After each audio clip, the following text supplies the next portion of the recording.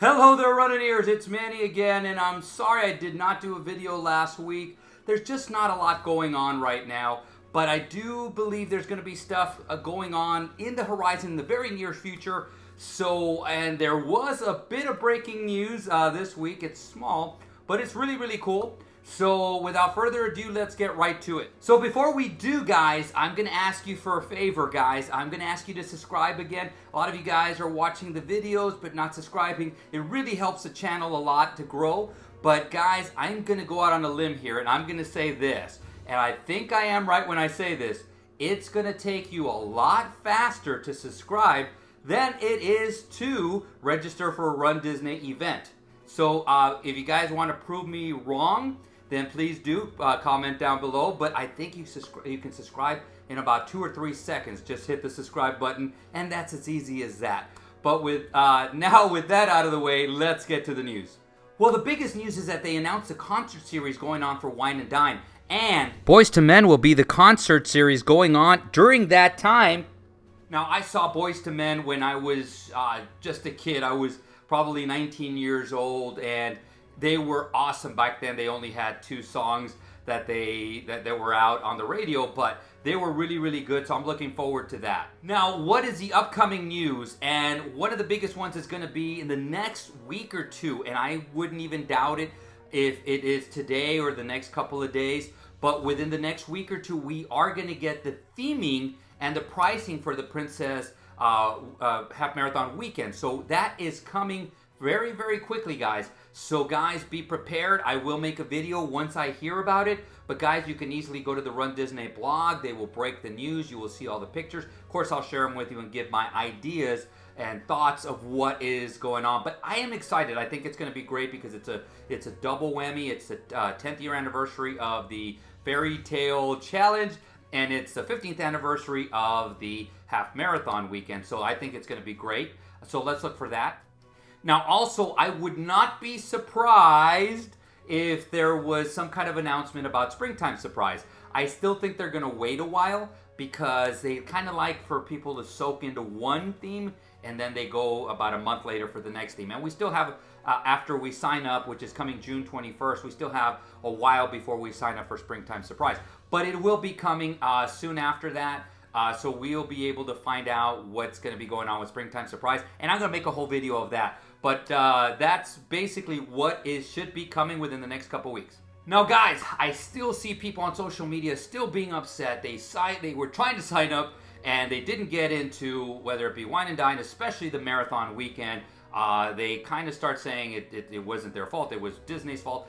Guys, I'm going to reiterate that there is basically 10,000 slots for 30,000 people. So when you do the math, there's going to be people that are going to be disappointed. The only time that a lot of people are going to accept it is when they get in. So guys, you guys got to be a lot more patient. There is ways that you can get in now with Club runDisney, but that's not till the following year, so it's not going to help anytime soon. But guys, I actually thought to myself, there is a couple of ways that you can get in. They're not, one of them is going to be a little bit more better than the other one. Then I have a suggestion for Disney, so that's going to be the third one. So let's get right to it. So the first one, the one is the most viable, is obviously picking a charity. And so a lot of people have been asking online. So I went through all the runs, and 3 of the 4 actually have the charity listed on their website. Now, Springtime Surprise was from this year, so next year it might be different. But let's take a look.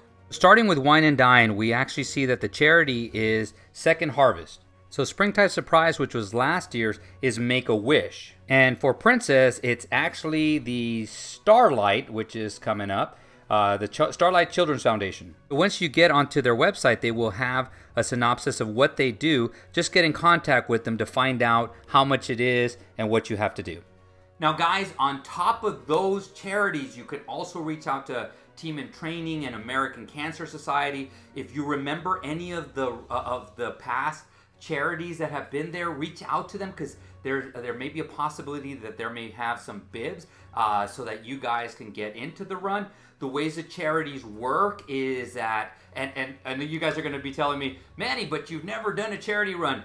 Yes, I did. I did one a little over 15 years ago, and it was run a little bit different from what I understand than it was now, because since I'm coming from Texas, they actually got everything for us in that price. That included the run, the resort. I think it was a one park ticket, and we had to pay for our own flight and our own food. But besides that, they got our lodging. But I actually think we also had a roommate, so that was something back then in the day. So, but I think it's a little bit different now. You basically just, you raise the funds so that you can go. So you raise the money for the charity, and then you go. Now the good news, or potential good news, is if you can find a charity, there's a possibility there may be multiple runners within that area that are going, so you can reach out to them and train together. That's a really cool thing. That helps with motivation, that helps with keeping yourself accountable. So charity is a good thing to look at. And as you can see, we saw the charities. I added a couple more. Reach out to them. The worst case scenario is that they've sold out or they no longer do them, but at least you have that avenue out of the way. And to me, it's the most viable avenue. And you'll see when I bring up the next ones. So the next one is going to be the old way that a lot of people have been trying to do it, is they refresh every day. They get on the website every day hoping that a spot opens up. And is it something that is never going to happen? No, it does happen from time to time. I have seen it. I've witnessed it. It stays very, very quickly. They probably only open up a few at a time. Where do those come from? A lot of people sit there going like, man, but why didn't they give those that back then? Well, they have some slots reserved for many reasons, and one of them is going to be charities. So they have the charity ones there, and so if they are not used, then they put them back on and they sell them. Now, because of the influx of demand for this year's the marathon weekend especially, I think that the charity bibs are going to be taken. So it's going to be very, very few slots that are open. But you know what?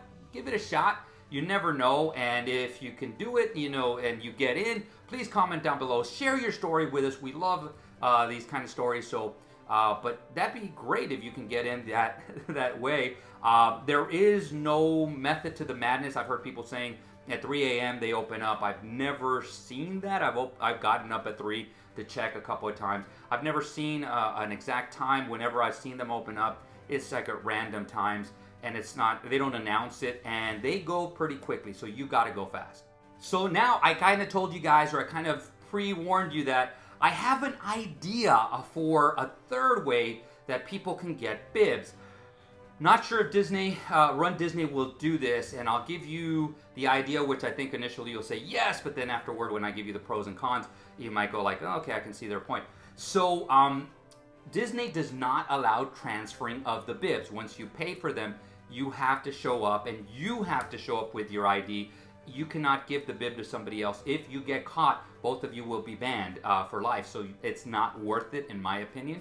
But I know people that have done it. They try to sell the bibs. Now, on the flip side, if I'm the one buying the bib, the name is going to say something completely different. So I always think to myself, well, I really don't have the bragging rights, and unless I have the pictures. But besides that, what's going to happen is I'm going to have somebody else's name saying I finished. So I'd rather do it myself. That's my opinion. But guys, hear out my idea. There is ticket exchanges for annual pass holders or season pass holders for sporting events. So if you have season tickets for the Spurs games, San Antonio Spurs games, you can actually go online and sell them, and you can make a profit. Do I think runDisney will do that? No, they will not do that. They will not have a page where you can sell your ticket for a profit. What I think that they can do, this is what they can do, is you can list it at the selling price. So the actual selling price, plus Disney will have a transfer fee, which they do anyways whenever you want to transfer from like a 10K to a half marathon, or a half marathon to a challenge, or from one challenge, which is goofy, to dopey. They do allow you, and they do charge you a fee. I think it's like a $35, $40 fee, whatever it is.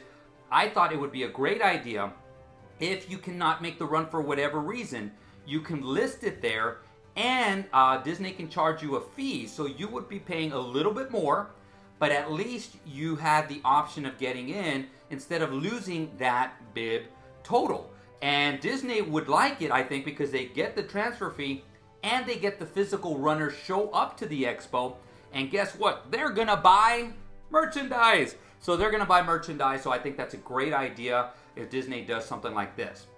Now, what are the cons? The cons are, just like anything else, there's people out there that are one step ahead that are going to con people into, they're going to be selling bibs that are not actual bibs. Disney's going to have to, if they're going to do something like this, they're really going to have to buckle down and make sure these bibs are legitimate, but also it doesn't take, these guys are really good, these cyber attackers, whatever you want to call them, I call them cyber terrorists. They kind of come in and they'll find, if they open this up, they can find bibs that are legitimate, for example, my bib, and then they'll list it, they can list it, sell it, and then two of us show up with the same thing going like, okay, so, we both have the same bib, the same number 1, 2, 3, 4, 5, and you go, who is legitimate? Well, according to Disney's eyes, it's been transferred over, so I can get screwed over there too. So they're going to have to really hike up their security when it comes to that, because there's something that can happen. I've seen runners find bibs and then use them, or I've heard of people finding bibs and then using them, which to me, that's just, I don't understand it. I'm the type, and I think all of you guys are the type that would return the bib. We wouldn't use it for our enjoyment, and so because it's somebody else's bib. But that's the cons, and I see Disney is struggling a lot with the IT department right now, so I'm not sure if they would like to go that route. But I do think it's a viable route in the future. So guys, what do you think of those ideas? I would love to hear your ideas down below. You guys have been doing a fantastic job of just commenting down below. Besides that, I'm going to try to start doing the video again once a week, and I have a feeling that, again, they're going to announce something for Princess very soon, so we will do a video on that. With that said, guys, I want you guys to have a fantastic day, magical day, and as always, create a magical run.